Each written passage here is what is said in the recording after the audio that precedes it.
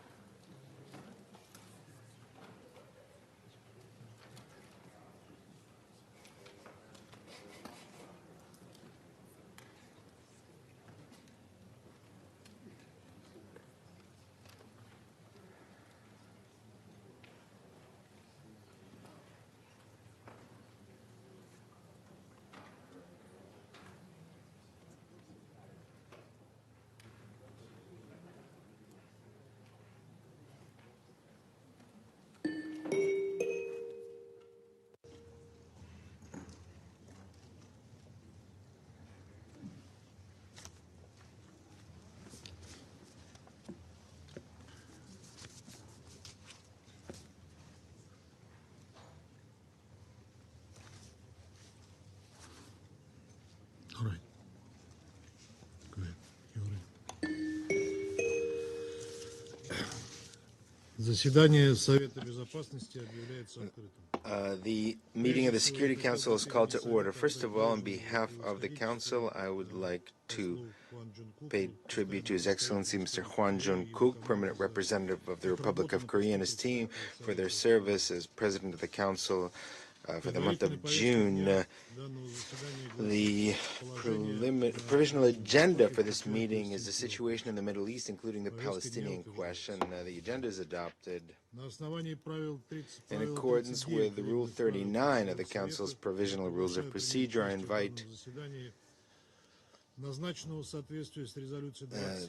the Senior Humanitarian and Reconstruction Co-ordinator for Gaza pursuant to Security Council Resolution 2720, Madam Sigrid Kaag, to participate in this meeting. It is so decided.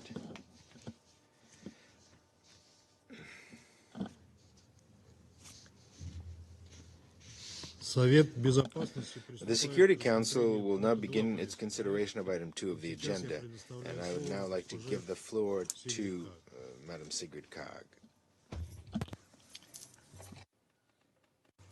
Mr. President, Excellencies, nearly 9 months have passed since the horrific terror attack by Hamas against Israel on the 7th of October. The scars of that day run deep. The pain of the hostages, the torment for their families, is a constant reminder to the Israeli people and political life. During this same period, Palestinian civilians in Gaza have been plunged into an abyss of suffering. Their homes lie shattered, their lives upended. The war has not merely created the most profound of humanitarian crises, it has unleashed a maelstrom of human misery. The public health system, as you know, has collapsed. schools destroyed, and the disrupted education system threatens acutely future generations. With summer temperatures soaring and severe shortages of basic services such as waste management, sanitation facilities and water supplies, the spectre of outbreaks of infectious and communicable diseases looms large. Following the Israeli offensives against Rafah since the 6th of May, over 1 million people have been displaced once again, desperately seeking shelter and safety. 1.9 million people are now displaced across Gaza. I'm deeply concerned about reports of new evacuation orders issued into the area of Khan Yunis. Its impact on the civilian population is deep. In Gaza, nowhere is safe.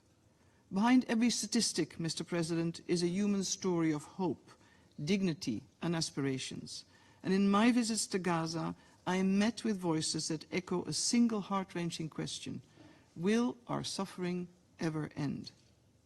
Mr. President, it cannot be repeated often enough. We need an immediate, full and complete ceasefire in Gaza. We demand the immediate and unconditional release of all hostages and unimpeded and continuous access to deliver aid at scale throughout the Gaza Strip, in line with Security Council Resolution 2735. International humanitarian law and international human rights law must be respected by all. Protection of civilians remains the paramount priority. UNRWA must be allowed to deliver on its mandated role. Mr. President, since our last briefing, I've continued to engage with key governments and other regional stakeholders at the highest political levels. I met Israeli Prime Minister Benjamin Netanyahu and key cabinet members again 2 weeks ago, further to Security Council Resolution 2720.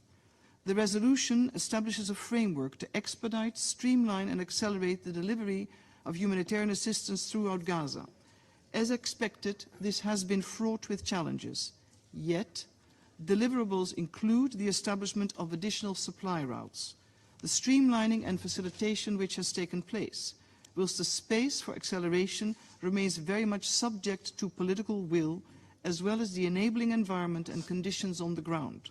There is no substitute for political will. In addition, the resolution mandated the establishment of a mechanism for monitoring and verification of humanitarian assistance. And the mechanism is now capturing humanitarian aid shipments from Jordan, Cyprus, Israel and the West Bank into Gaza, ensuring greater volume at certain times. I underline at certain times. Transparency and prioritization. Its establishment is, in a matter of months, is the result of tremendous collaboration and support from UNOPS. The activation of the mechanism for supplies from Egypt is expected by mid-July. Subject to approval of their visa, UN monitors are getting ready to deploy to the mechanism's newly established offices in Gaza, and options are being discussed on the feasibility and longer-term planning of the Cyprus Maritime Corridor with continued direct access to Gaza. Finally, the mechanism will also serve as the main platform to facilitate entry into Gaza of all critical humanitarian items, consolidating existing practices further to the intent of the resolution. I encourage Member States to continue to pre-position supplies and to allocate financing to humanitarian agencies. Additional contributions are urgently needed to address and meet the gap of the 2.5 billion flash appeal. As foreseen, Mr. President, by the resolution, in September this year, I will submit my last report to this Council, at which I will also share my broader observations.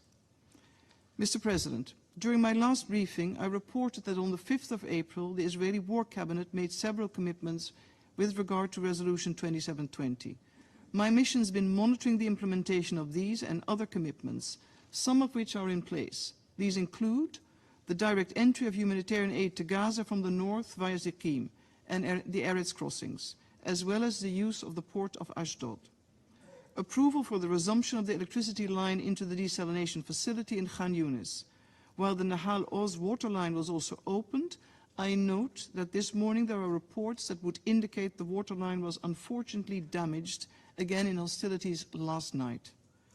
Permission to enter select medical items, for instance UNFPA's maternity wards and field hospitals in northern Gaza.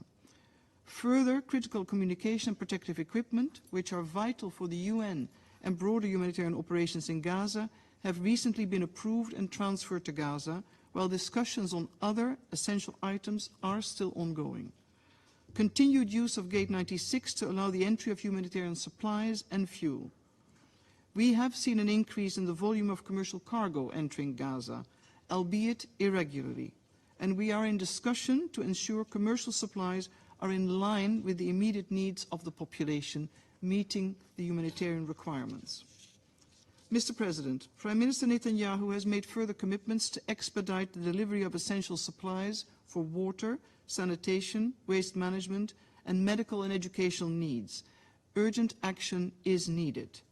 Following last week's evacuation of 21 Palestinian children with serious illnesses and their accompanying adults from Gaza to Egypt via the Kerem Shalom Kerem Abu Salam crossing, discussions are ongoing to establish a more regular and predictable system of medical evacuations for patients, facilitated by WHO.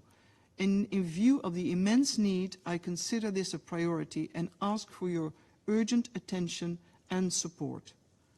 Mr. President, in line with the resolution, a sustained flow of assistance to Gaza is needed to deliver quantity and quality of goods throughout all land and sea crossings, including the Rafah border crossing. This requires a continued focus. The ability of the UN and humanitarian partners to operate safely and securely inside Gaza is equally important in view of the ever-growing risks. Since the start of the Israeli military operation in Rafah and the subsequent closure of the Rafah border crossing in early May, the volume of aid entering into Gaza or being distributed across Gaza has dropped significantly. Military activity and the lack of safe routes inside Gaza continue to severely impact humanitarian operations. A near total breakdown of civil order has further led to an environment of lawlessness and criminality. This worrying trend further hampers the UN's ability to deliver on its mandate. Many of you will be familiar with images of supplies accumulated at Kerem Shalom Kerem Abu Salam crossing. The UN has asked Israel to find solutions to enable this safe delivery of aid that includes its distribution. Aid that should be reaching Palestinian civilians across the Gaza Strip. Since the 26th of May, trucks from Egypt have temporarily been rerouted via Kerem Shalom, Kerem Abu Salam. To further the reopening of the Rafah border crossing, my mission has submitted proposals to the parties with regards to possible reopening of the Rafah border crossing based on options provided. Mr. President, urgent action remains required with regards to the following: the establishment of an effective, credible, and predictable deconfliction and coordination system across Gaza. Discussions on this matter are currently underway, as you know. Continued access to all security and communication equipment, as well as the critical humanitarian items needed for the delivery or repair of basic services. Route clearance from mines and unexploded ordnances, and the approvals urgently needed to undertake these assignments. Pre-positioned storage and the movement of the daily needed volume of fuel. Import of spare parts and relevant maintenance equipment.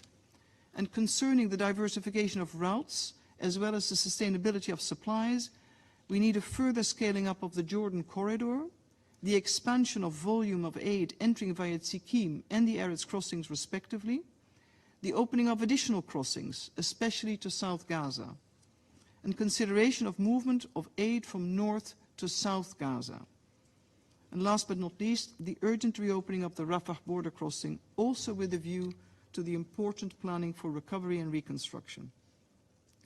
Mr. President, while humanitarian assistance will be required for years to come, planning and preparing for the early recovery and reconstruction of Gaza is essential.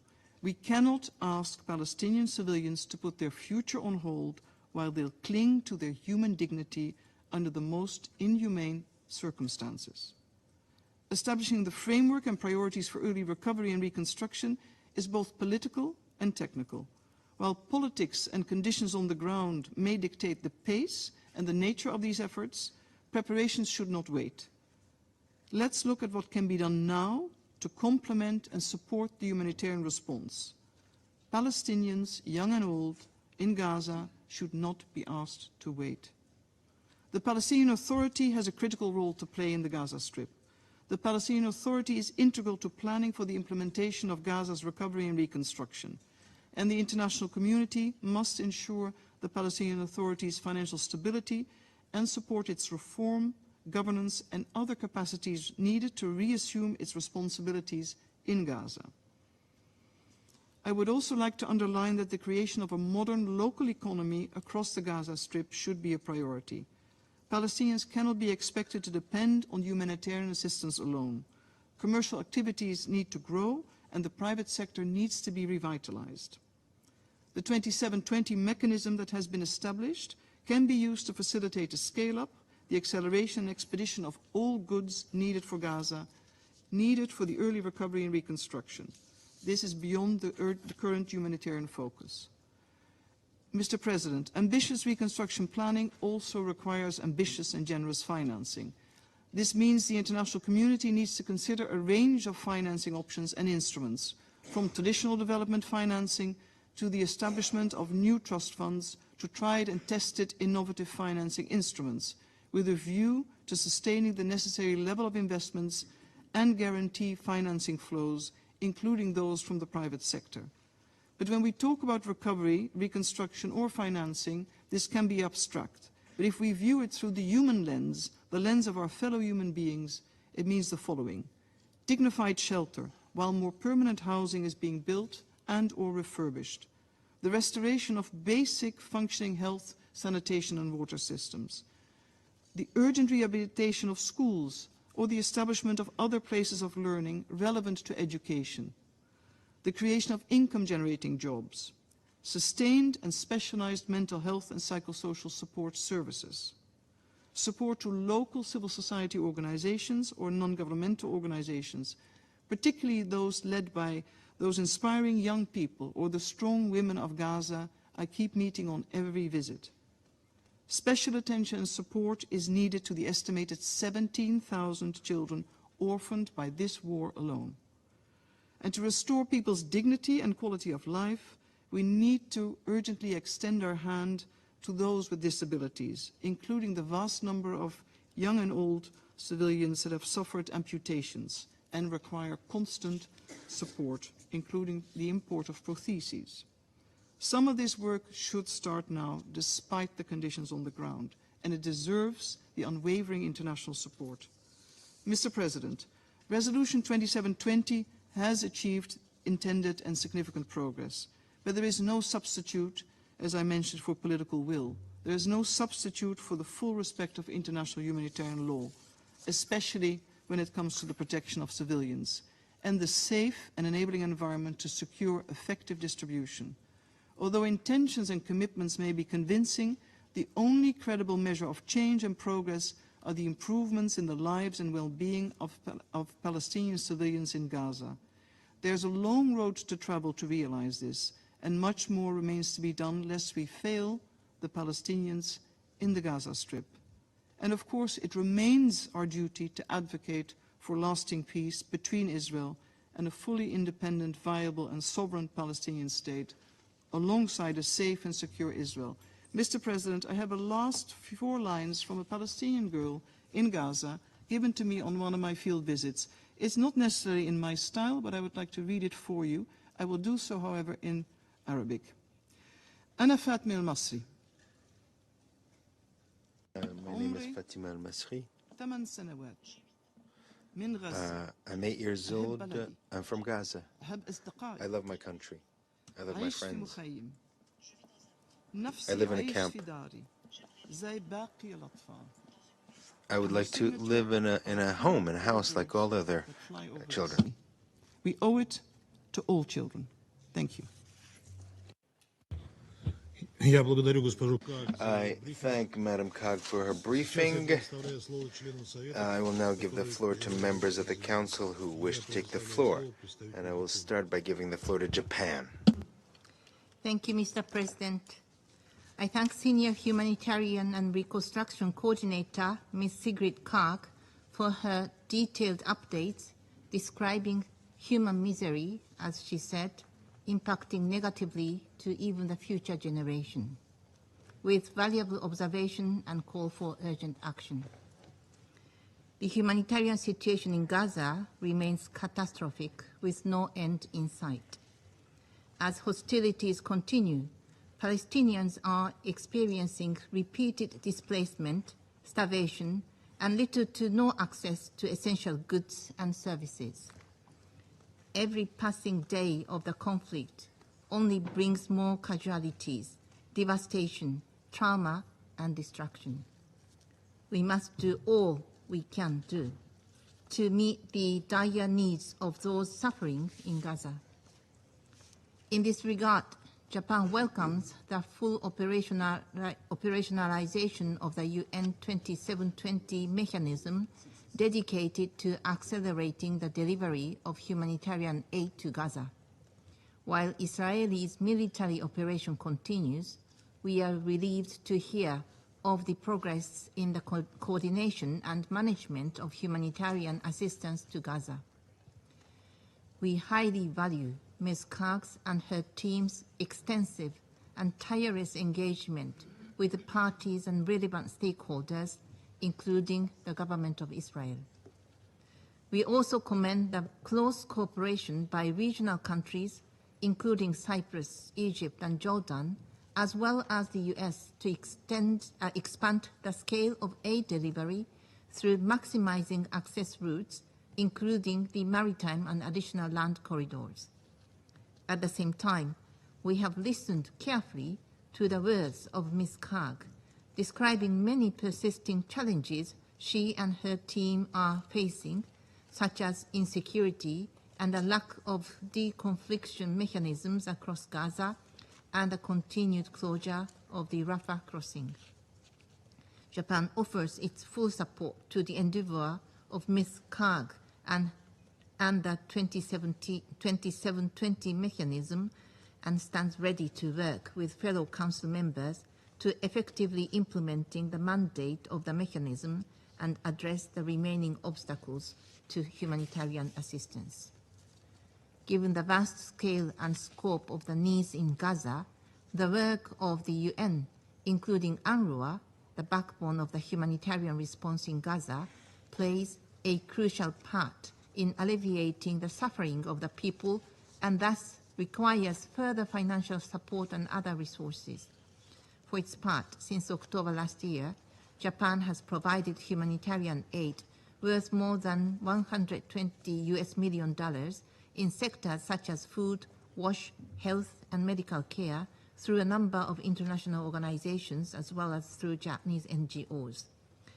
We have also made extensive in-kind contributions of blankets, jerry cans, plastic sheets, and sleeping mats to UNRWA and other aid organizations. We will continue to provide necessary assistance and encourage others to provide further support as well.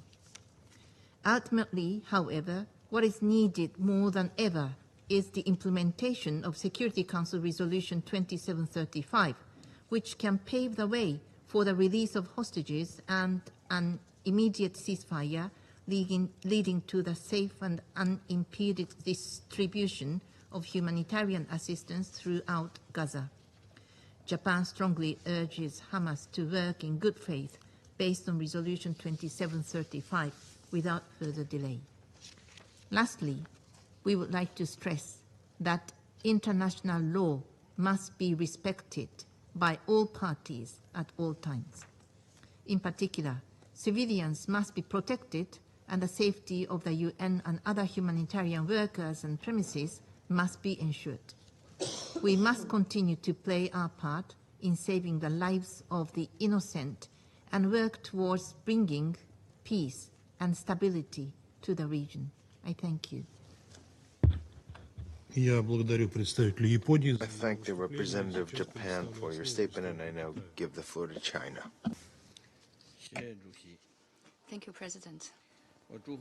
I congratulate Russia on its assumption of the presidency of the Security Council for this month. The Chinese delegation will fully support you and your colleagues in your work. I also commend the Republic of Korea for completing its presidency of the Council last month. I thank Senior Coordinator Kaag for her briefing. Ms. Kaag's briefing demonstrates once again the unprecedented deterioration of the humanitarian catastrophe in Gaza due to extreme shortages of supplies for survival and the dire health conditions. Millions of people are struggling with hunger, disease, pain, and despair. The humanitarian disaster in Gaza is human-made. The tragic scenes on the ground are serious breaches of international law and international humanitarian law. Before us, Gaza has been under blockade for 9 months, with the supply of water, electricity, food, medication, and fuel cut off, and over 2 million people living in an open-air prison in a state of precariousness and struggling to get by without food and other means of survival. Before us, the most important Rafah crossing has been forced to close for 2 months because of Israeli military operations, and thousands of trucks loaded with humanitarian supplies have to wait in long lines. The existing crossing points are far from being able to meet the demand for humanitarian aid. The huge investment in the floating dock by some country and the many twists and turns in its use once again show that land transport routes are the key to the expansion of humanitarian access at scale, and their role is irreplaceable. Before us, the entry of humanitarian supplies into Gaza has been obstructed at every level, and a large number of people have been unjustifiably denied access to the most basic necessities they urgently need for survival. Humanitarian workers are not only denied effective cooperation, but also face unreasonable difficulties and accusations.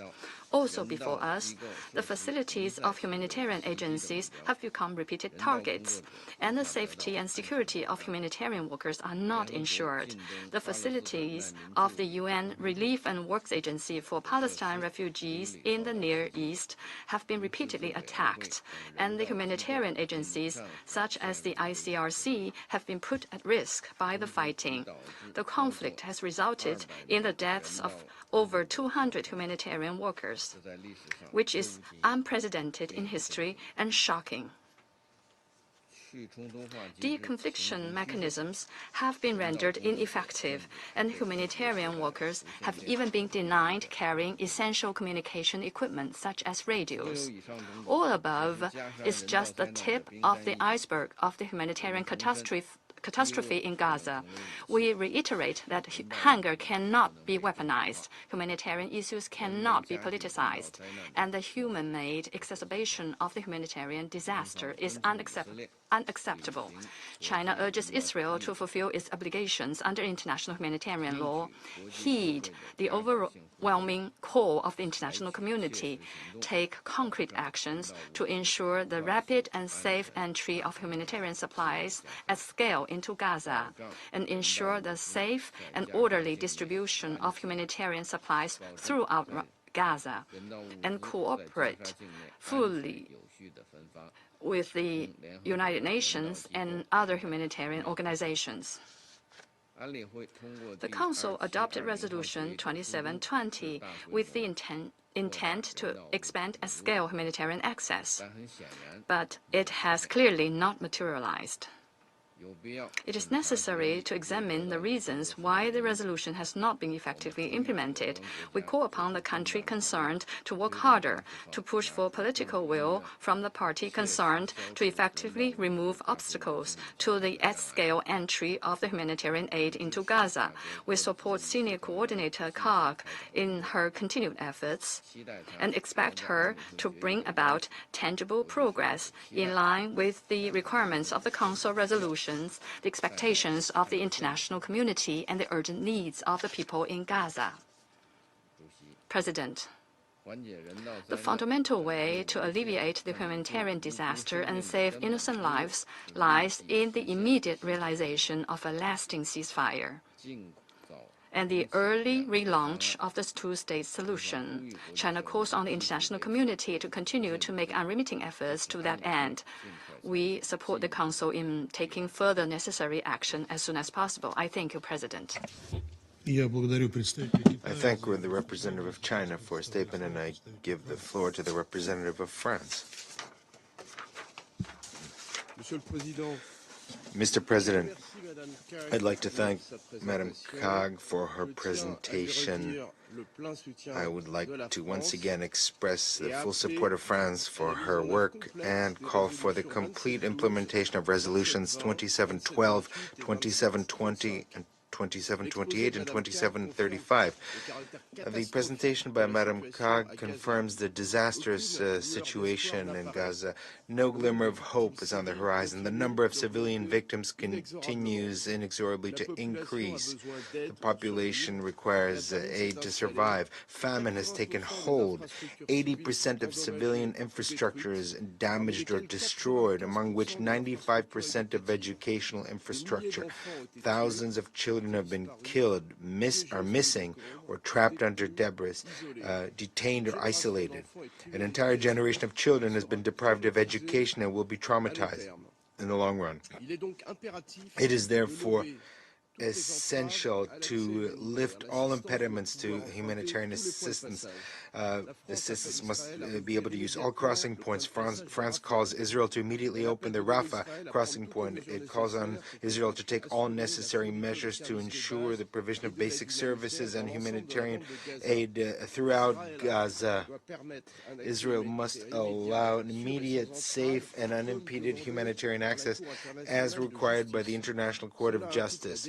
This implies the deliverance of the necessary authorizations to all humanitarian agencies and programs, including UNRWA.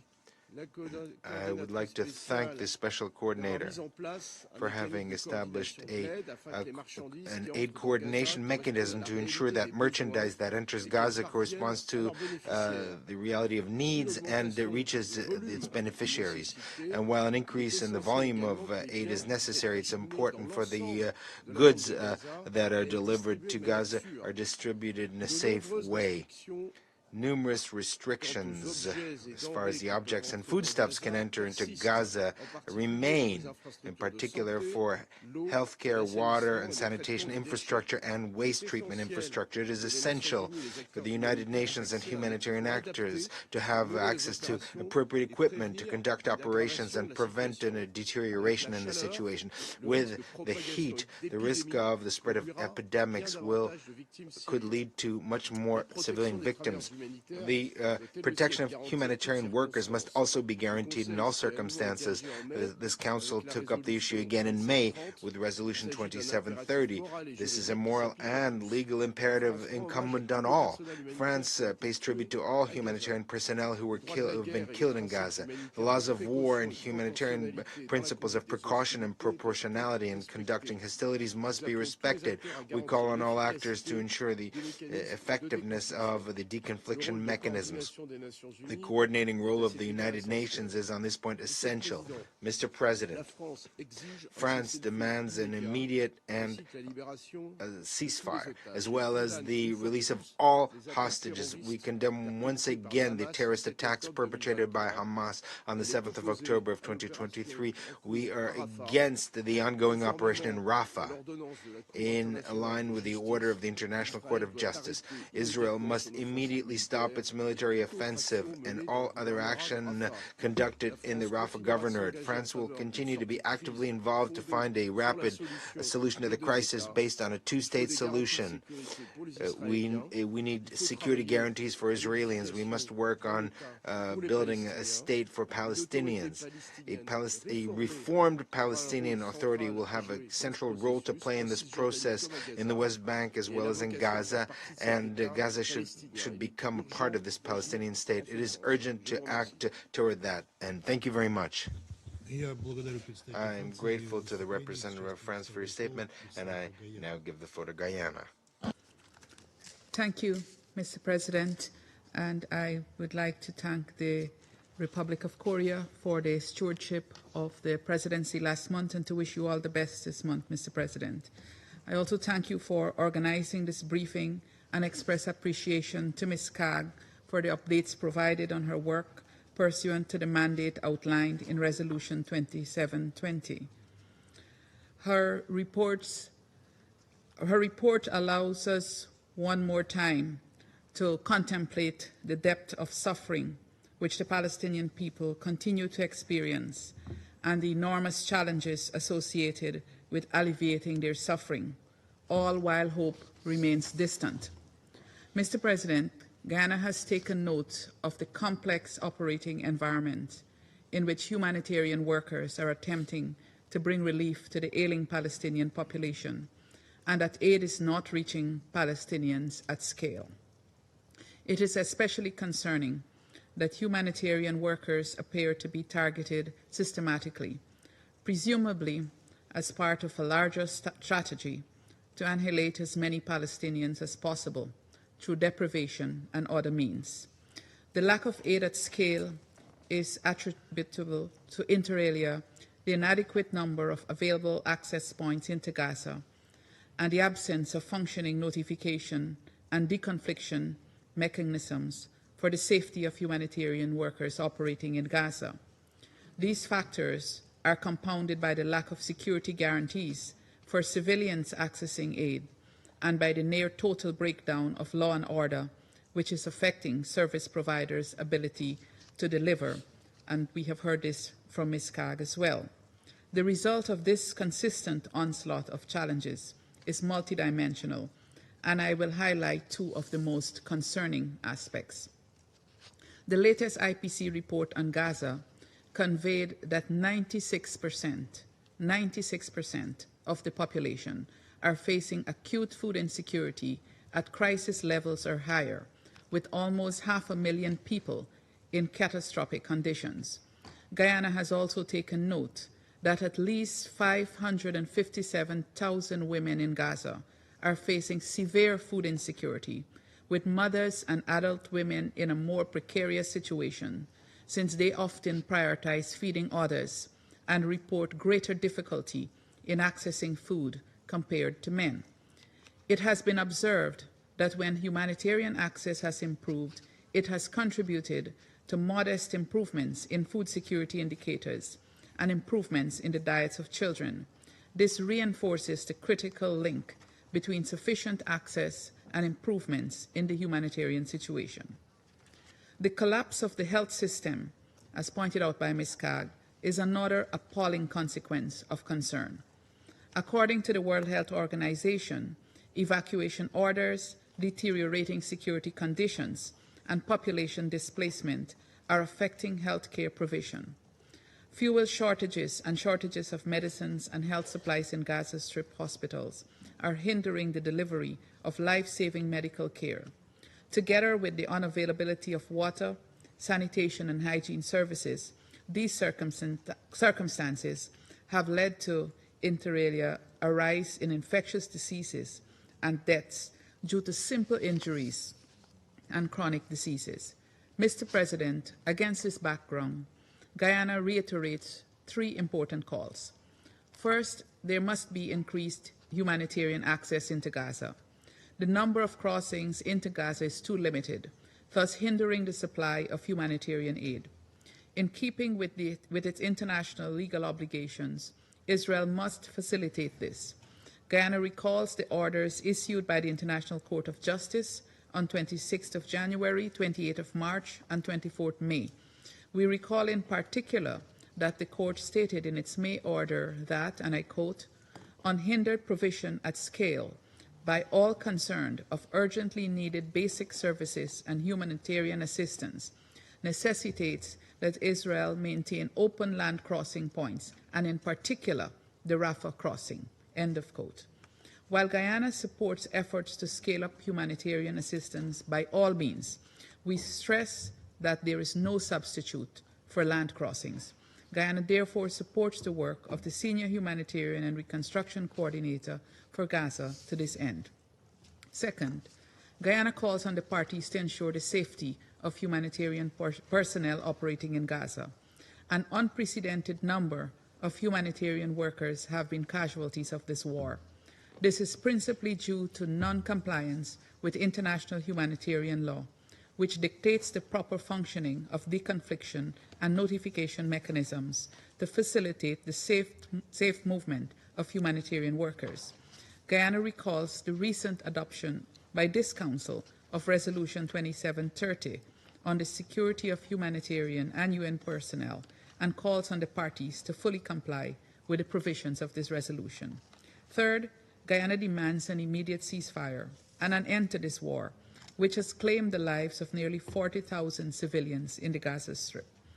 After nearly 9 months of unrelenting war, the devastation is catastrophic and grows worse every day. This must stop, and Palestinians must be able to rebuild their lives. This is a critical factor.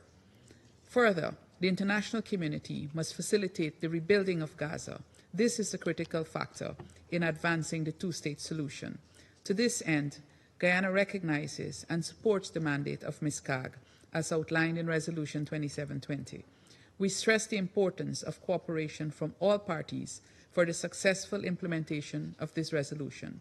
We also stress UNRWA's critical role in any reconstruction effort in Gaza, owing to its decades of experience providing services to Palestinians in the territory. Mr. President, in closing, this Council must never get accustomed or immune to the reports of pain and suffering of the Palestinian people, especially when news cycles move on to different issues and the eyes on the Council gaze elsewhere. Our hunger to act must never diminish. I therefore conclude by reiterating Guyana's commitment to working with this Council to bring this war to a swift end so that civilians can experience relief and the reconstruction of Gaza can commence in earnest. I thank you. I thank the representative of Guyana for their statement. I now give the floor to the representative of Switzerland. Merci, Monsieur le Président. Thank you, Mr. President. I'd like to thank the Undersecretary General and the Senior Humanitarian and Reconstruction Coordinator for Gaza, Ms. Sigrid Kaag, for her briefing. What struck me was the need to ensure human dignity, but also to take concrete action to address everything from children's education to reconstruction. Since the adoption of Resolution 2720 in December of last year, you, Ms. Kaag, and your team have made every effort to expedite the delivery of aid to the civilian population. Nonetheless, we continue to face a humanitarian catastrophe in Gaza, and it's difficult to even describe it. 9 months since the acts of terror were committed on the 7th of October, which Switzerland strongly condemned, we remain deeply disquieted by the conflict in the Middle East, in particular the appalling humanitarian situation in Gaza. We condemn the fact that the hostilities continue to claim many civilian lives, particularly children. There are also 1.7 million displaced persons in the Gaza Strip. The new Integrated Food Security Phase Classification Report confirms this very bleak picture. Roughly 95% of the Gaza Strip's population is facing heightened levels of acute food insecurity. 15% of the population are at the highest level, that is, at a catastrophic level. And the trend is only likely to get worse. The high risk of starvation famine will persist as long as the conflict continues and humanitarian access is hampered. Switzerland calls on all of the parties to painstakingly observe their obligations under international law, in particular international humanitarian law and human rights law. International humanitarian law compels the parties to allow and to facilitate humanitarian access to civilians in need. It also prohibits the use of starvation as a method of warfare. Civilians must have access to essential goods and services, such as drinking water, food, and security. The International Court of Justice reaffirmed in its orders the urgency of delivering humanitarian aid to the entire Gaza Strip, and yet the level of assistance remains clearly and vastly insufficient in the face of the immense needs we're seeing. As the Special Coordinator pointed out, safe, rapid and unfettered access throughout all crossing points remains a major challenge. This must change. It's a matter of urgency. Sufficient assistance must reach those who need it. The parties to the conflict, as well as other stakeholders, must take action. We should like to thank Jordan, Egypt, and the UN for convening at the start of this month in Amman a conference on emergency humanitarian assistance to Gaza. This sent a strong political signal. On this occasion, as well as at Council meetings, Switzerland has reiterated its pressing call for an immediate ceasefire and the immediate and unconditional release of all hostages. Switzerland also demands that the parties respect their obligations under international law with regards to the persons they are detaining. All of these persons must be able to receive ICRC visits, and they must also be treated in a humane fashion. Switzerland calls for the full implementation of relevant resolutions adopted by the SC, specifically resolutions 2712, 2720, 2728, and 2735. What's more is, as reaffirmed by Resolution 2730, submitted by Switzerland, all parties to the conflict are duty-bound to respect and protect humanitarian personnel, United Nations personnel, and other associated personnel, as well as their premises and their property. President, we all know full well that increasing humanitarian aid volumes alone is not a lasting solution to the conflict in the Middle East. What we need is a cessation of hostilities. We must urgently re-establish a political horizon. We therefore would like to reaffirm our unswerving support for the two-state solution. Only two democratic states, Israel and Palestine, of which Gaza is an integral part, living side by side in peace and security within secure and recognized borders, will bring peace, security, and dignity to the people in the region. Thank you. I thank the representative of Switzerland for their statement. I now give the floor to the representative of Sierra Leone. Thank you, Mr. President. Mr. President, Sierra Leone congratulates and expresses full support to the Russian Federation on assuming the presidency of the Security Council for this month of July. We also commend and congratulate the Republic of Korea for their successful presidency in June. I thank the Senior Humanitarian and Reconstruction Coordinator for Gaza, Ms. Sigrid Kaag, for sharing her assessment of the humanitarian situation in Gaza and her efforts to implement Resolution 2720. The humanitarian situation in the Gaza Strip remains a high priority, especially with regard to addressing the critical security and administrative challenges that threaten the full implementation of SCR 2720 and all other relevant resolutions of the Council on this issue.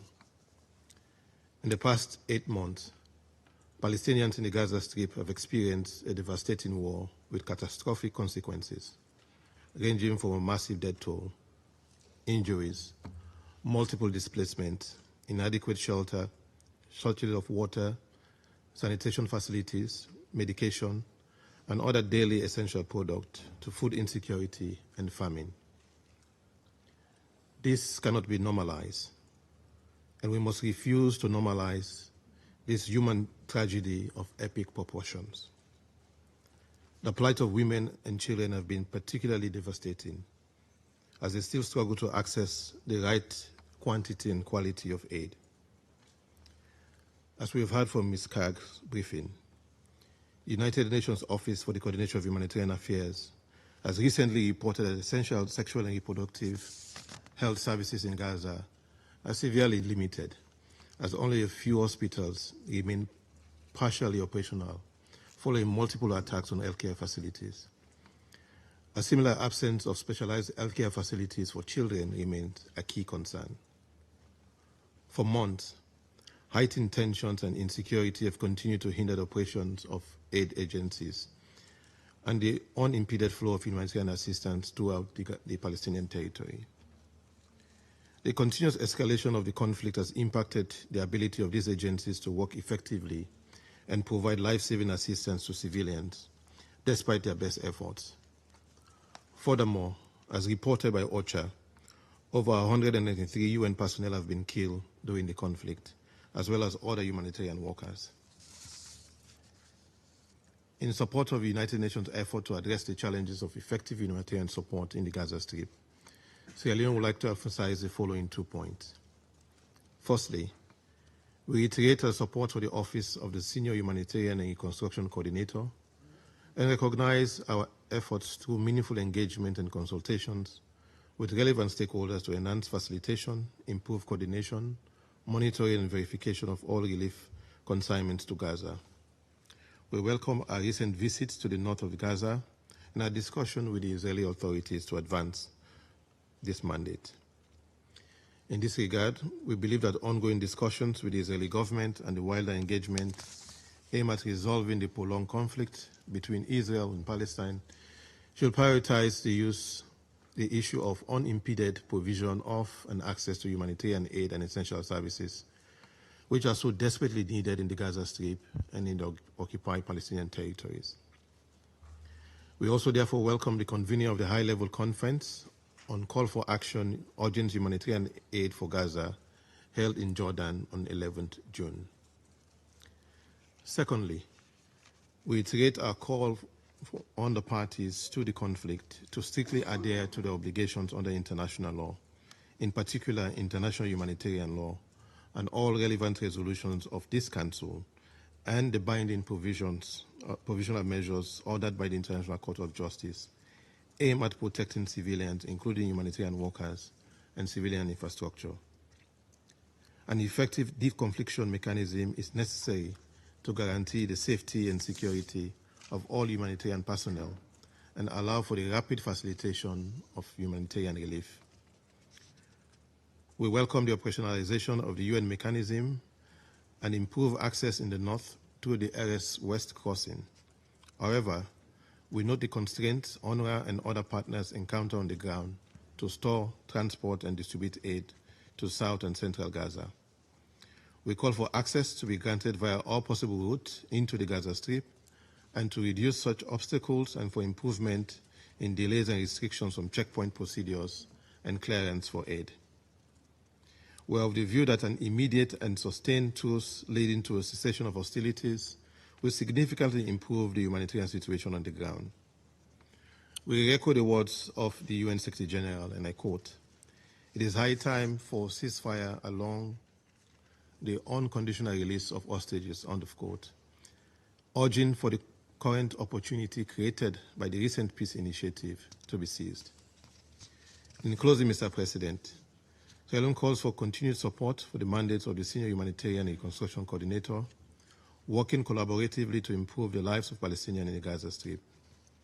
We call for stronger collaboration and coordination with other UN agencies and consultants. Ultimately, adherence to the calls for an immediate ceasefire will go a long way in securing a deal that will finally end the current cycle of violence and suffering. I thank you. I thank the representative of Sierra Leone for their statement. I give the floor to the representative of Ecuador. Thank you, Mr. President. Since this is the first meeting of the Council this month, I would like to echo the congratulations to the Republic of Korea for the excellent work that was done last month. I also want to express the best wishes to the Russian Federation during its presidency during this month of July, during which you can count on our full support. At the start of this intervention, I'd like to thank Madam Sigrid Kaag, Senior Coordinator for Humanitarian and Reconstruction Affairs of the United Nations in Gaza, for her presentation, and I would like to reiterate the support of my country for her efforts.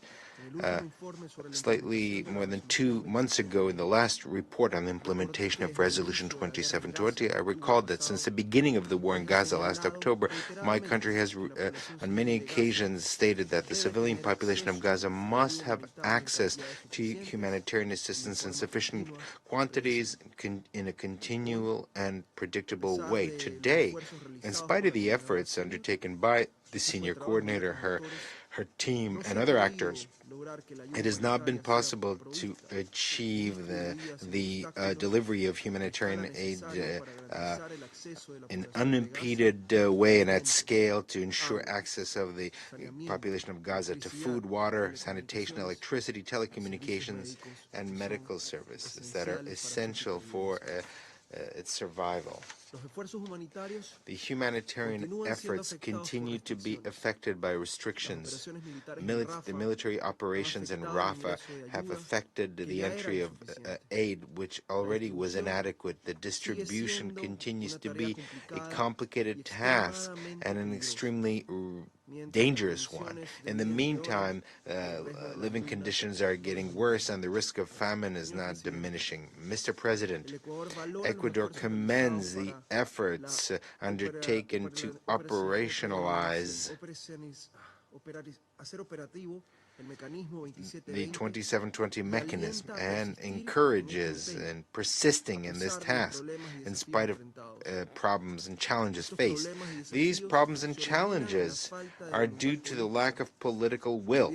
As stated by Coordinator Kaag last April, a change of paradigm is necessary, sustained by political will.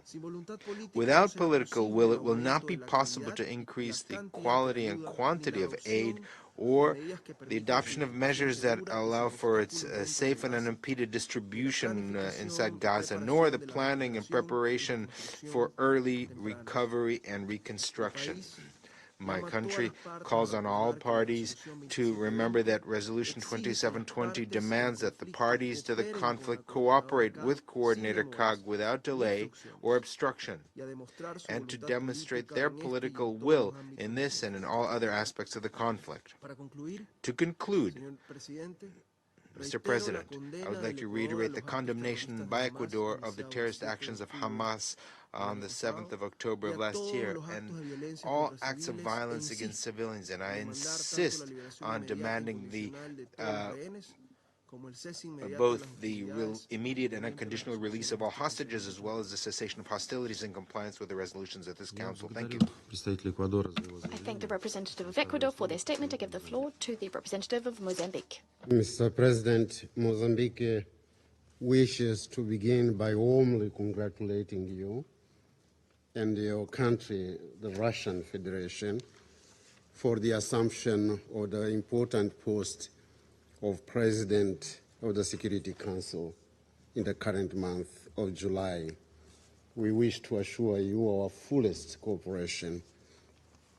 We commend the Republic of Korea for the most successful presidency of the Security Council in June. We thank the Russian Federation presidency for convening this important briefing on the situation in the Middle East, including the Palestinian question. We extend our profound gratitude to Ms. Sigrid Kaag, Senior Humanitarian and Reconstruction Coordinator for Gaza, for our insightful and very moving briefing on the situation in Gaza, particularly on the compliance with the United Nations Security Council Resolution 2720 of 22nd of December 2023. Mr. President, by adopting Resolution 2720, 3 months after the outbreak of the crisis in the Gaza Strip, this Council took an important step. We were moved by the determination to address effectively the catastrophic humanitarian situation that befell the Gaza Strip and the Palestinian people.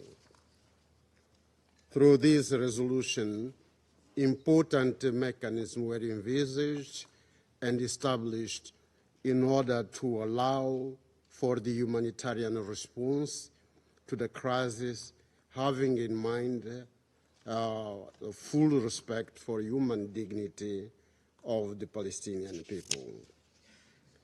6 months have elapsed since the adoption of the said resolution. From the report we have just heard, the stated goals of the resolution are far from being achieved as we meet today here in the Council. On the contrary, we are witnessing death on a daily basis and on a large scale in Gaza. Hostages, on the other hand, have not yet been released, and humanitarian assistance has not reached the millions of Gazans in need. We are deeply convinced that there are no plausible reasons for the current unjustified and unbearable suffering of the Palestinian people in Gaza. We demand that the humanitarian catastrophe come immediately to a halt. As Council members, we are duty-bound to continue addressing the situation in Gaza as a matter of urgency. Mozambique commends the efforts of the Senior Humanitarian and Reconstruction Coordinator for Gaza, as well as the tireless work conducted by our team to ensure the implementation of this important resolution.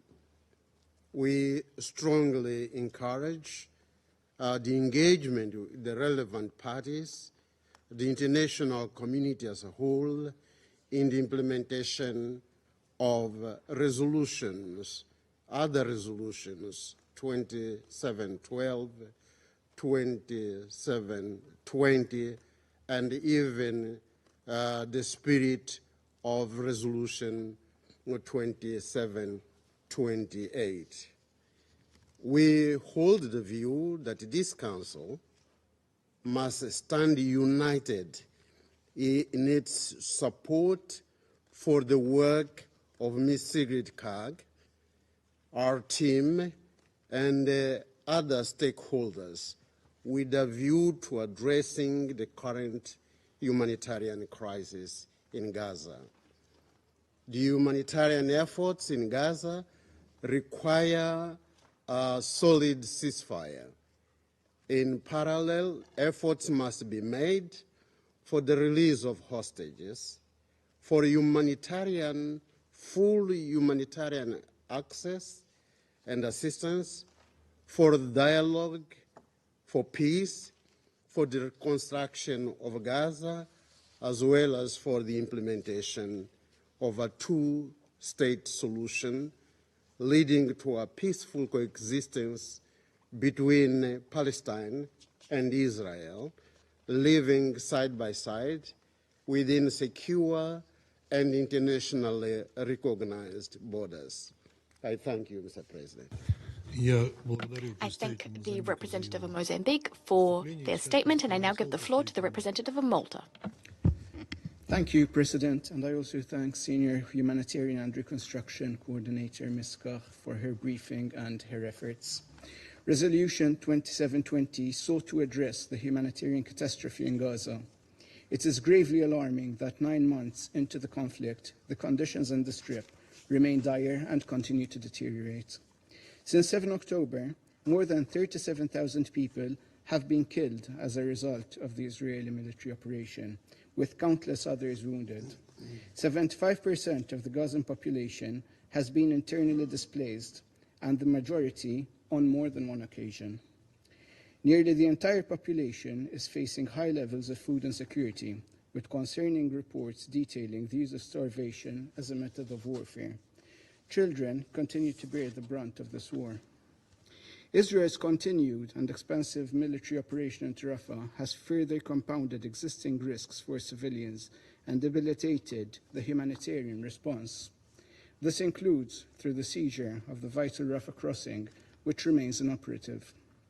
The implementation of the relevant Council resolutions and the full, immediate, and effective implementation of the orders of the ICJ remains essential.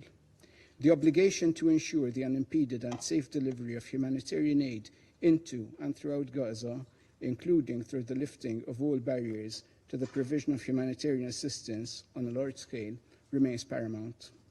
We are encouraged to note from Senior Coordinator Kaag's briefing that the 2720 mechanism is now operational and contributing to improving coordinated efforts for aid delivery into Gaza.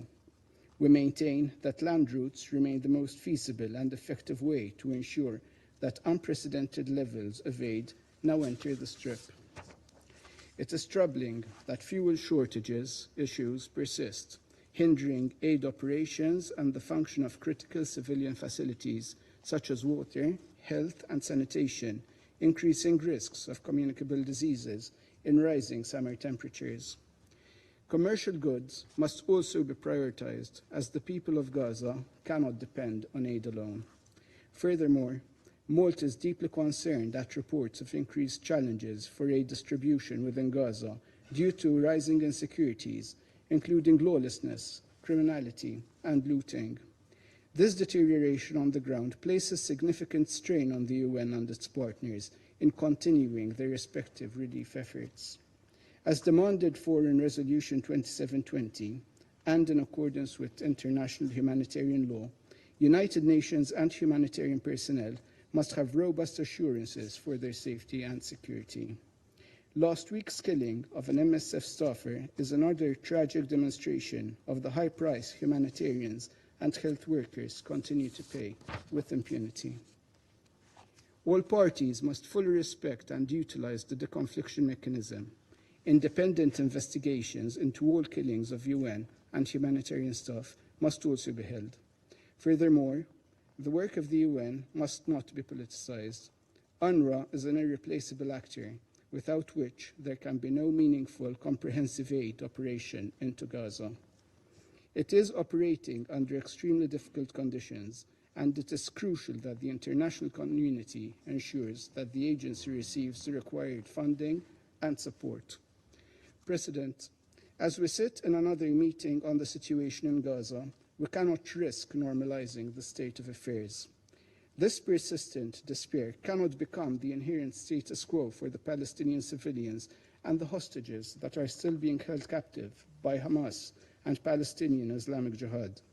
On this note, we reiterate our call for the immediate and unconditional release of all hostages. Malta reiterates its call for an immediate and permanent ceasefire. We urge both Hamas and Israel to accept the terms of the proposal outlined in Resolution 2735 and to put an end to further human suffering. This is the only way to allow for significant flooding of aid into and across Gaza. It would also allow the space for a massive recovery and reconstruction efforts that are necessary. Crucially, a ceasefire will bring us a step closer towards a vital political horizon. It is a fundamental requirement for the realization of the two-state solution and lasting peace between Israelis and Palestinians. I thank you. I thank the representative of Malta for his statement, and I give the floor to the representative of Algeria.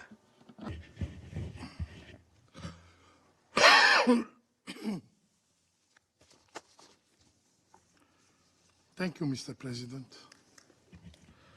At the outset, I congratulate you on your assumption of the Security Council presidency for July, and I wish you every success in your duties. I also thank Mrs. Sigrid Kaag for her briefing. After 9 months of brutal killing machine being launched against the defenseless population in Gaza, the humanitarian situation is catastrophic. World Food Programme Executive Director Cindy McCain stated, and I quote, "People in Gaza are starving to death. Right now, people in Gaza are starving to death right now. The speed at which this man-made hunger and malnutrition crisis has ripped through Gaza is terrifying." And she added, "There is a very small window left to prevent an outright famine. And to do that, we need an immediate and full access to the north of the Gaza Strip. If we wait until famine has been officially declared, it will be too late. Thousand more will be death. End of quote. Mr. President, last December, the Security Council adopted Resolution 2720 to establish a mechanism aiming at facilitate and simplify the procedure delivering humanitarian aid to Gaza. A mechanism that was presented as a solution to the obstacle imposed by the Israeli occupying administration. So, what is the situation today? A quick look at the latest UN statistic shows an undisputed conclusion. Resolution 2720 has proven ineffective. When this resolution was adopted, about 100 trucks entered Gaza daily. Before the 7th of October, there were 500. Today, the same problems remain, despite the effort of Mrs. Kaag. And humanitarian actors continue to face numerous difficulties in accessing Gaza. According to the ICP, extremely limited humanitarian access to and within the Gaza Strip continue to impede the safe and equitable delivery of life-saving, multi-sector humanitarian assistance, critical for famine prevention and response. These include severe limitation to the supply of goods, spare parts, as well as basic services. Last June, the access rate did not exceed 73 trucks per day. This small number is the result of the Israeli occupiers' deliberate policy of using starvation as a means of war. Yes, how can we justify the destruction and burning of the Rafah crossing, which is now out of service? How can we justify all the bureaucratic obstacles the occupation administration impose on humanitarian access? Image of more than 1,200 trucks lined up on the Egyptian side of the Palestinian border demonstrate the deterrent and complex administrative processes. The rate of trucks entry increased to 170 per day in April, proving that the smooth entry of aid is linked only to international pressure and, unfortunately, to the occupiers' willingness.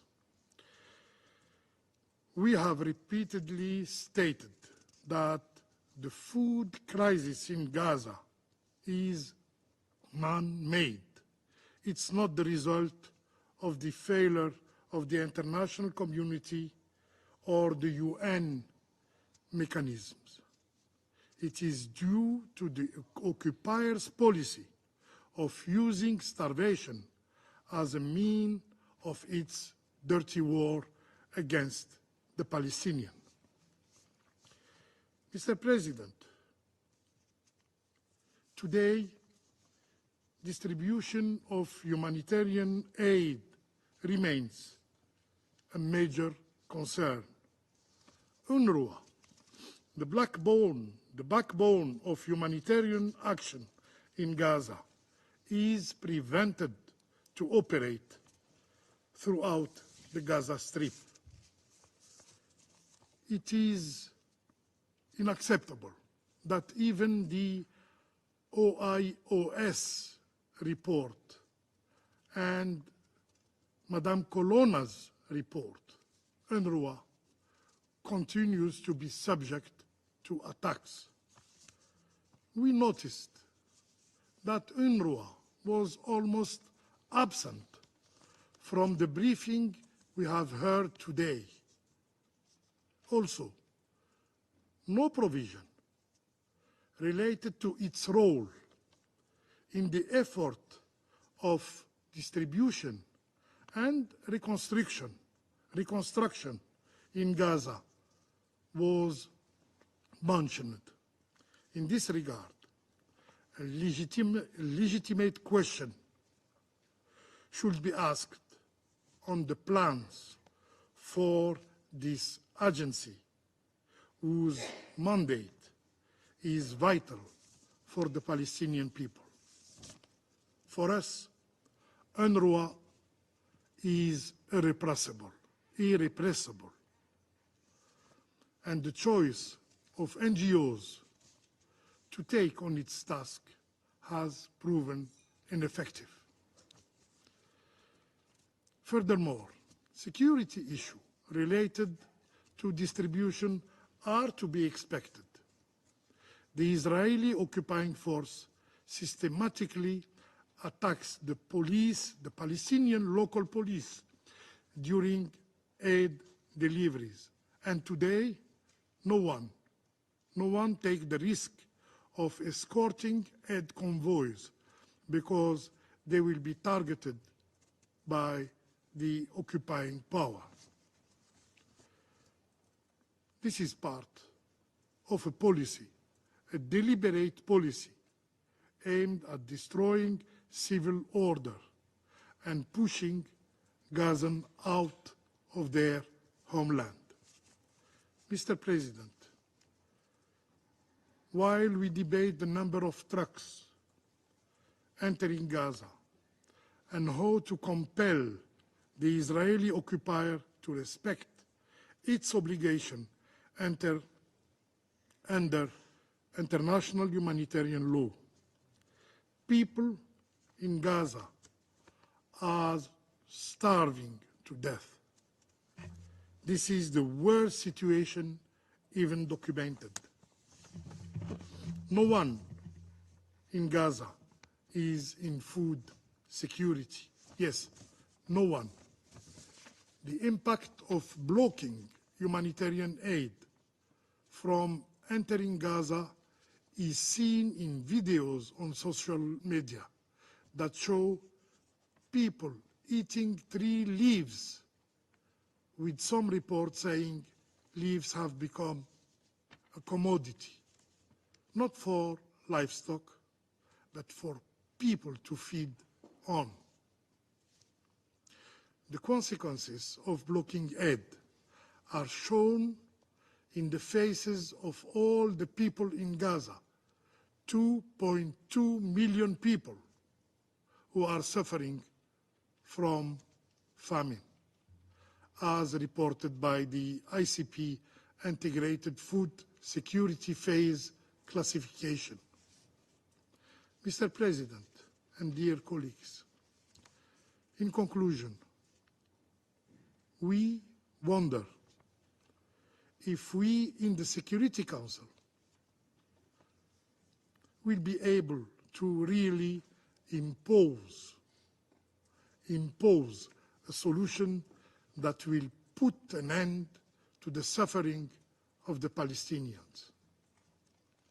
The life of Palestinians in Gaza are threatened by hunger and disease. Without urgent action, the world will witness a humanitarian tragedy that will be written in the dark pages of history. I thank you. I thank the representative of Algeria for his statement, and I now give the floor to the United States. Thank you, Mr. President. Thank you, Senior Coordinator Kaag, for your briefing and for the continued work and dedication of your team to alleviating the dire humanitarian situation in Gaza. The UN's humanitarian response capabilities and leadership are essential. The IPC recently projected that 96% of Gaza's population, more than 2 million people, will likely experience crisis, emergency, or catastrophic levels of food insecurity between now and the end of September. With much of Gaza's population facing catastrophic levels of hunger, the situation is at risk of worsening rapidly, especially with sustained disruptions in aid flows. We have consistently conveyed to Israel's senior leadership the need to provide sustained and unhindered access for humanitarian assistance to enter via all routes into Gaza. Expanding and accelerating humanitarian imports at Ashdod and opening all existing land crossings into Gaza, including at Rafah, are vital steps. Relatedly, we appreciate Coordinator Kaag's update on efforts to distribute aid within Gaza so that it will reach the most vulnerable, including mothers and children. In this regard, we welcome Israel's commitment to fulfill specific UN requests and continue constructive conversations with UN officials on how to best meet the further needs of UN agencies and facilitate their work. In order for humanitarian organizations to be able to safely continue their life-saving work, the IDF must implement concrete commitments to protect humanitarians and improve the overall security environment inside Gaza. We reiterate that the lack of an effective deconfliction mechanism nearly 9 months into the conflict is unacceptable and continues to put humanitarian actors at tremendous risk. Colleagues, while we continue to press Israel to improve humanitarian access, we know that the best way to address the crisis is for Hamas to accept the ceasefire proposal endorsed by this Council in Resolution 2735.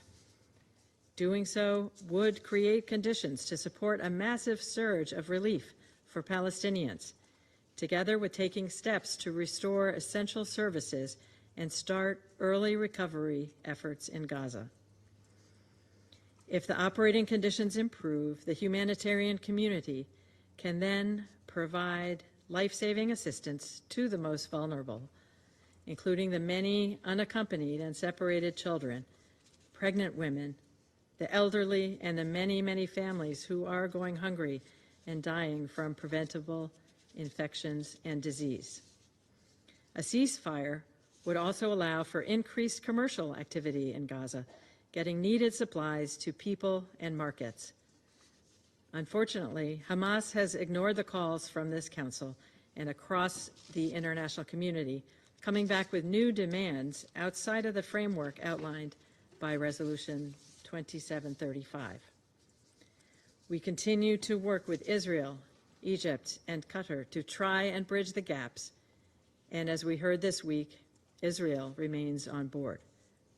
We urge all Council members to continue to press Hamas to accept this deal without delay or conditions and to bring about the ceasefire with a release of hostages.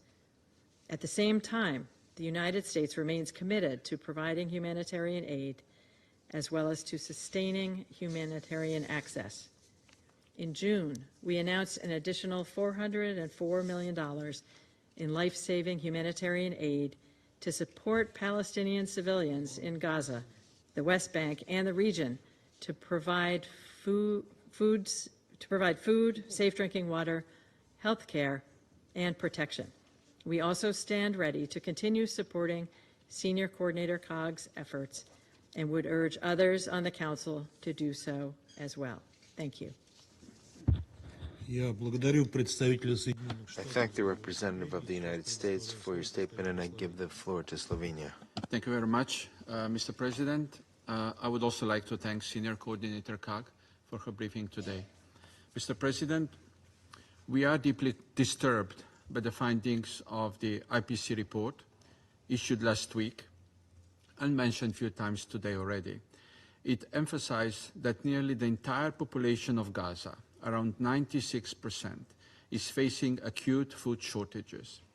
A high risk of famine persists across the Strip.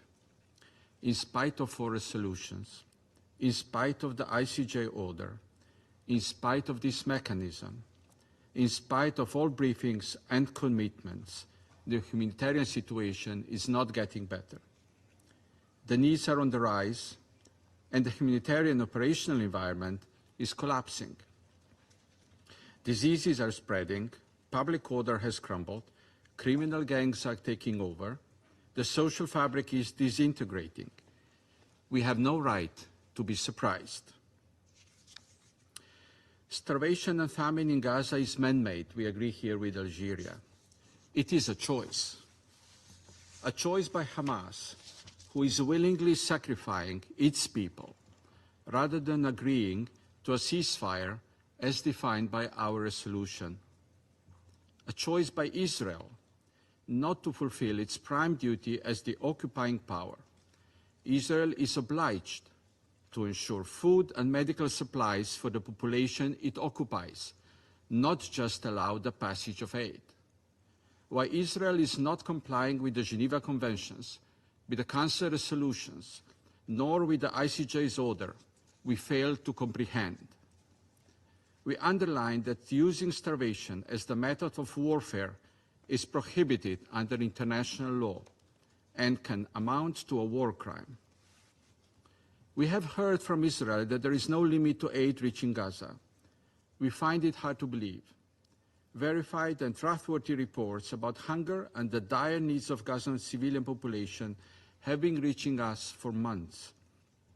If there is no limit to the aid reaching Gaza, why do 50,000 children require treatment for acute malnutrition?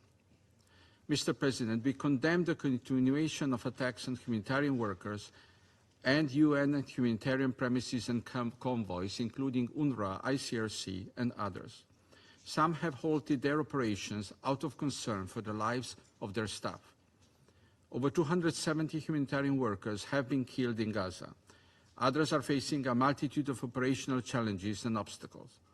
We repeat our call for the implementation of all measures to ensure the safety and security of humanitarian workers.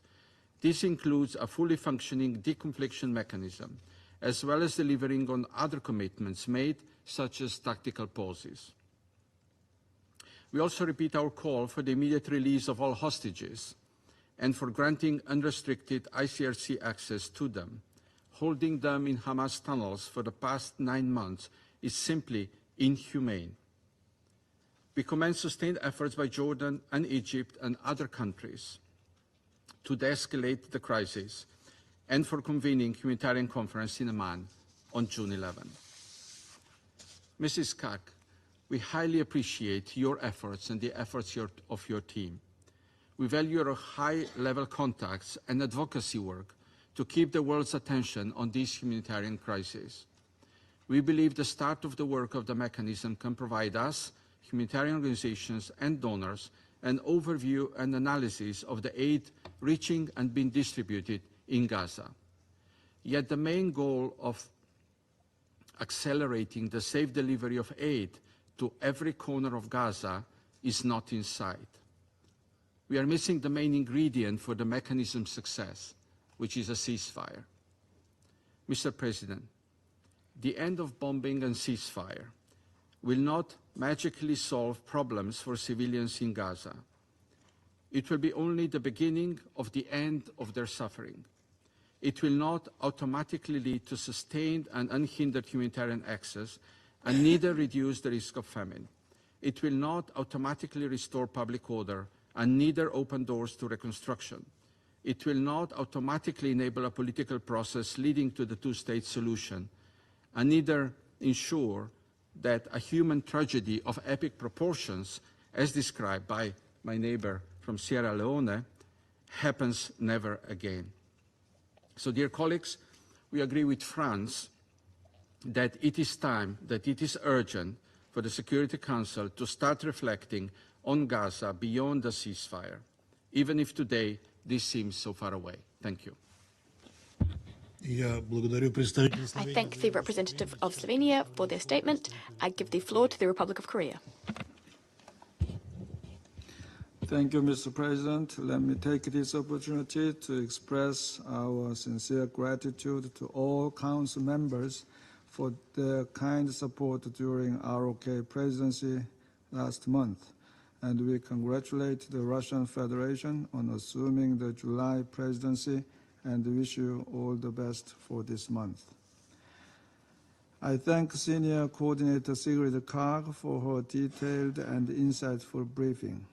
The Republic of Korea would like to express sincere appreciation and support for Ms. Kaag and her team, as well as the relevant countries for the efforts to advance the humanitarian mechanism under Resolution 2720.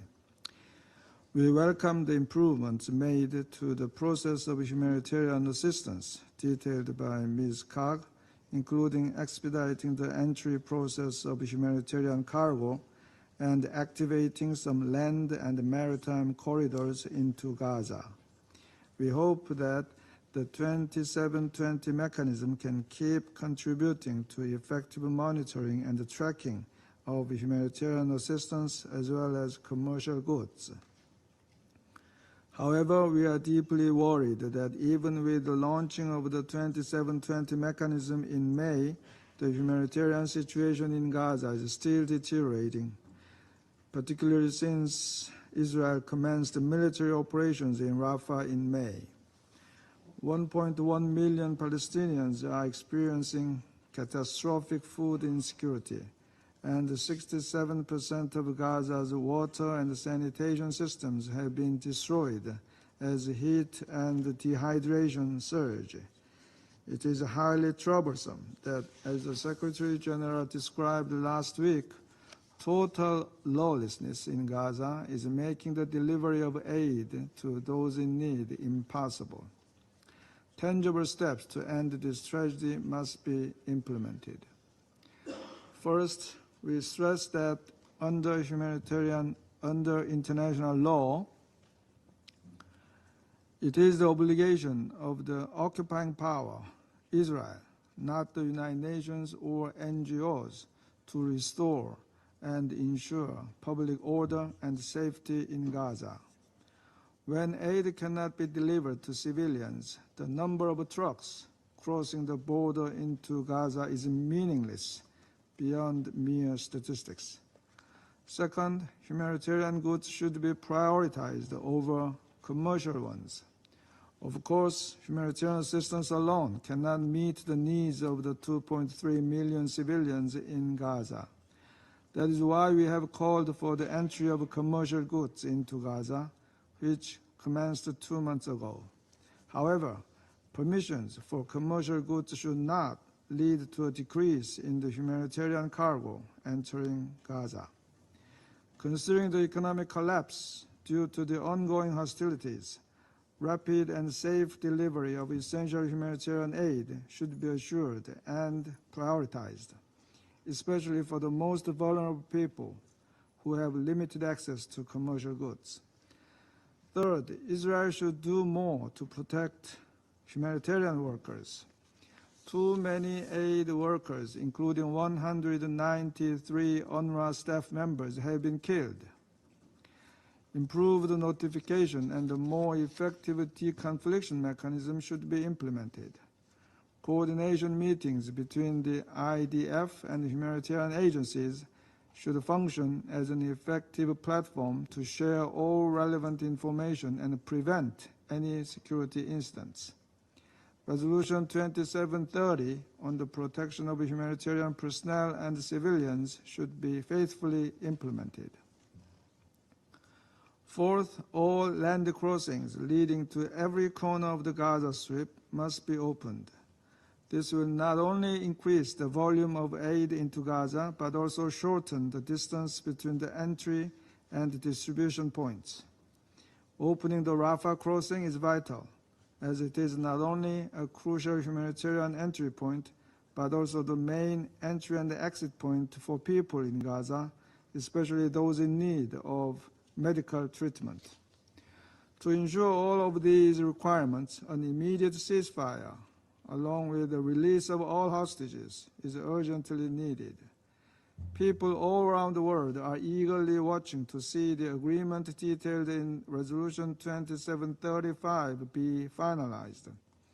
Therefore, diplomatic efforts should continue, and all parties, notably Hamas, must accept the conditions of the deal without further delay.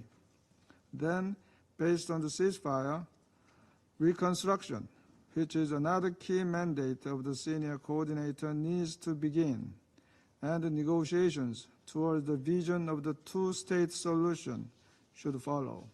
Thank you, Mr. President. I thank the representative of the Republic of Korea for their statement. I now give the floor to the representative of the United Kingdom. Thank you. At the outset of the Russian presidency, let me put on record the UK's strong view that all council members, particularly permanent members, and even more so the presidency of the council, have a responsibility to uphold the principles of the Charter.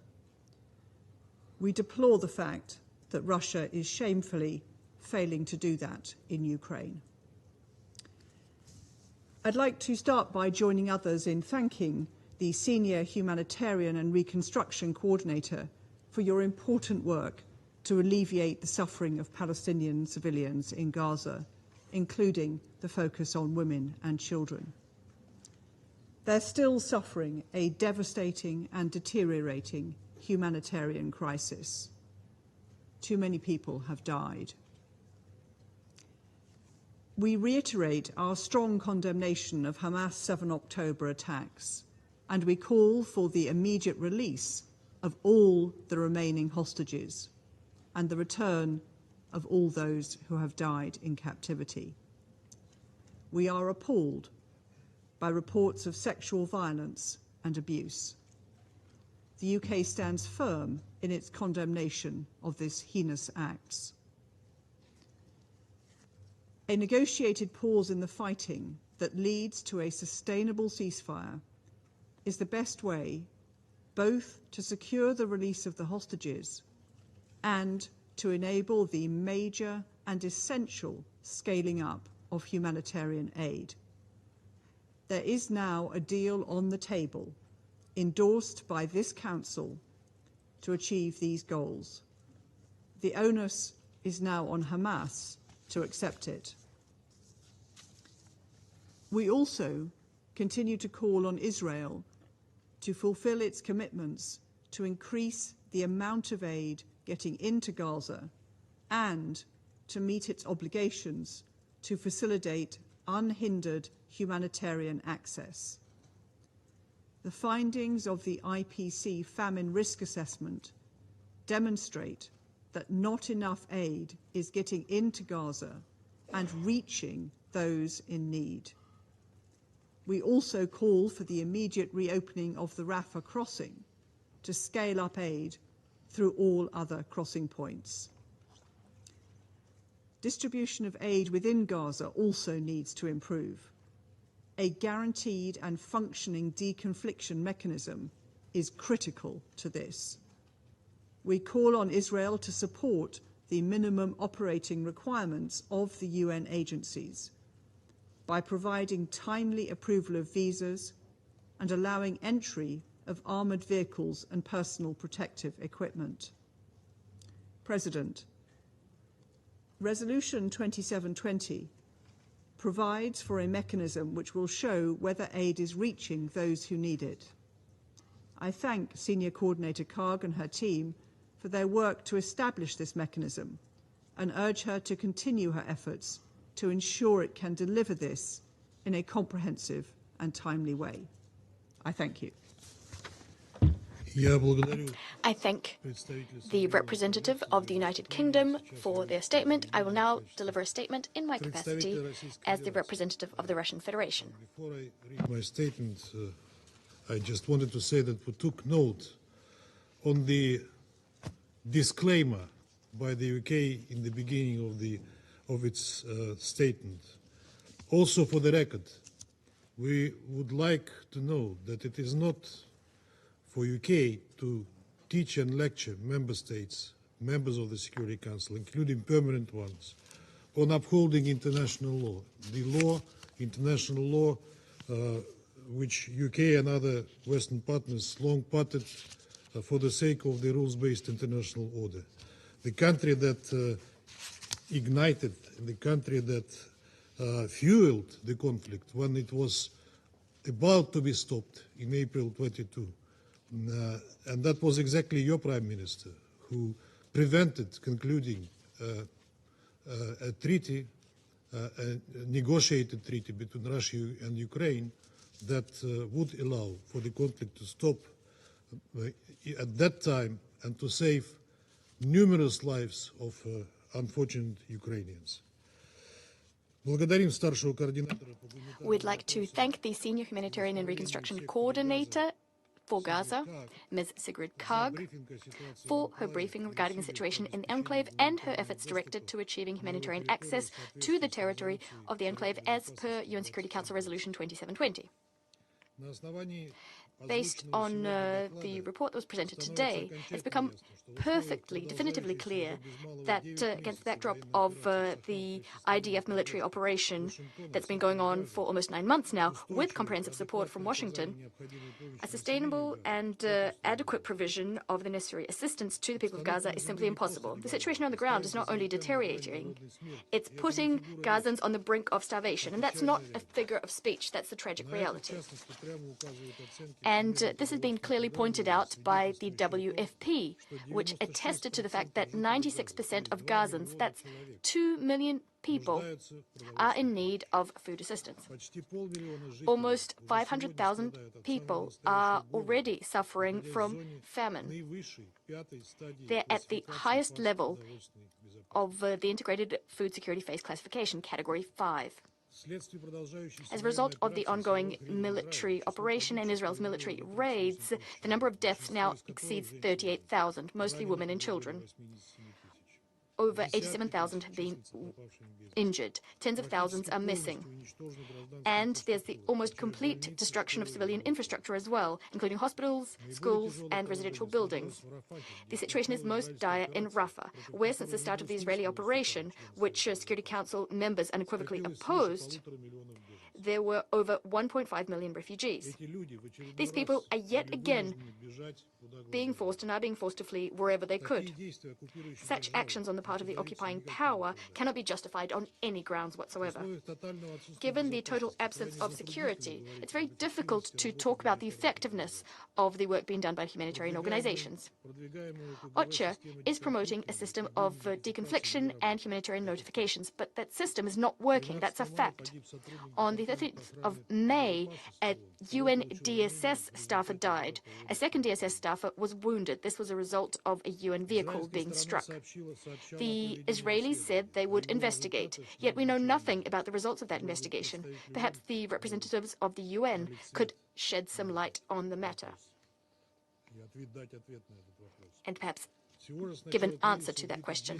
Since the start of the crisis, 274 humanitarian workers have died. Of them, 197 are UN personnel. The majority, 193, are UNRWA staff. We've also had reports of 500 health workers being killed. No matter how carefully Ms. Kaag chooses her words to describe her engagement with the parties to the conflict and to describe the special humanitarian mechanism for Gaza, which was established as per UNCR 2720, the reality is that humanitarian access is not being ensured. The main channels for the delivery of assistance are very much limited, and when they do open up, it's for a short period of time with the blessing of the Israeli authorities. When they do open, their handling capacity is insufficient to properly meet the needs of the civilian population.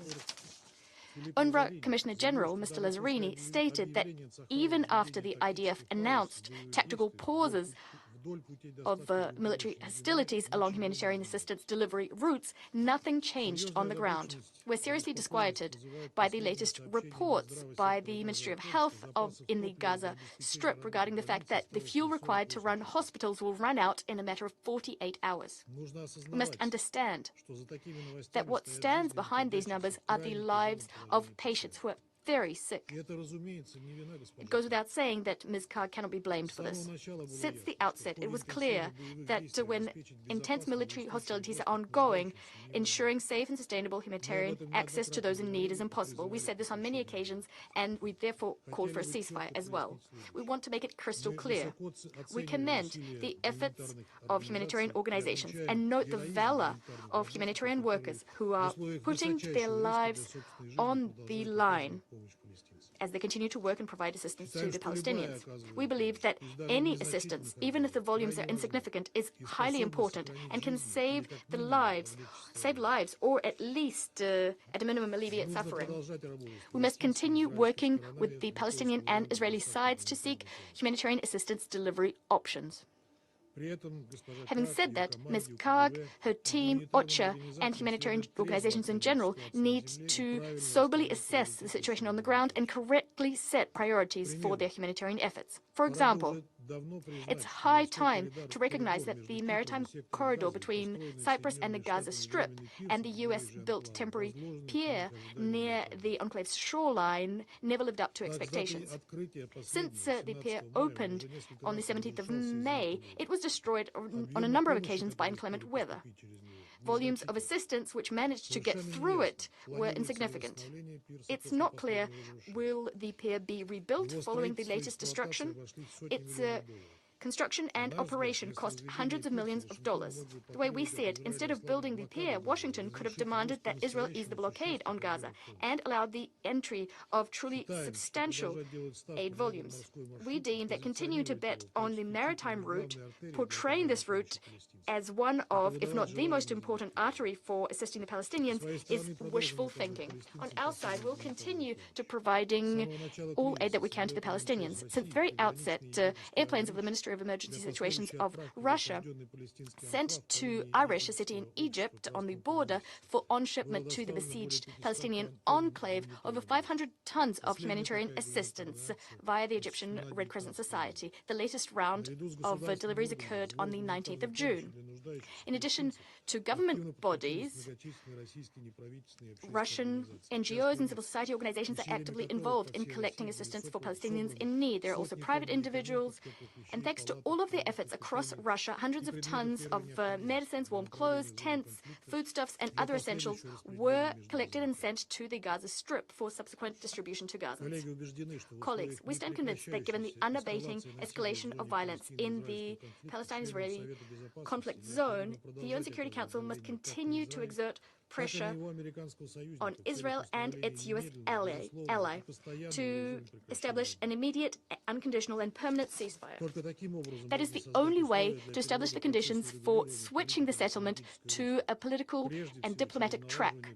This requires, first and foremost, direct dialogue to be established between Israelis and Palestinians across the whole range of final status issues.